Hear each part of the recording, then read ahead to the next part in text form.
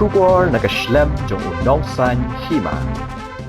Menteri Rangba do kari Narendra Modi ulapan pau ya ka jingsngau diaw halor ka jingbethei jong ka pardo yong bian kabadan ha East Jente Hills Meghalaya kabalashim ya bon teli ki mensim briu ha ka jingtho balabo haransan social media ulapan pau ya ka jingsngau lem shaki bahayang hasem jong ki bala Khlad no bat kitbok kirwang ba ki ba mensaw kin yo no kloy ya ka jingko jingkhia Menteri Rangba do kari ulapan bena ya ka ex gracia kabamar arlak tingka na ka Prime Minister's National Relief Fund syaki bahayang asem jong gitu ki bla do no yala ki ba iet bathon bat sanpau hajar tingka syaki ba mensaw kumjo ru na kalyang Menteri Rangba ka jilla u Conrad ke sangma ulapan bena ba ka sarkar Meghalaya kan ais ngolem da ka ex gracia ka ba lailak tingka syaki bahayang asem jong ki bla Khlad no that Honorable Prime Minister has announced an ex gratia of 2 lakhs.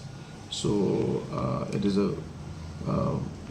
speaks volumes of his gesture and his concern for the families, and on behalf of all the family members and the people who are affected, we express our gratitude to the Honorable Prime Minister for his noble gesture. In addition to that, will government also... Absolutely, we are working on it.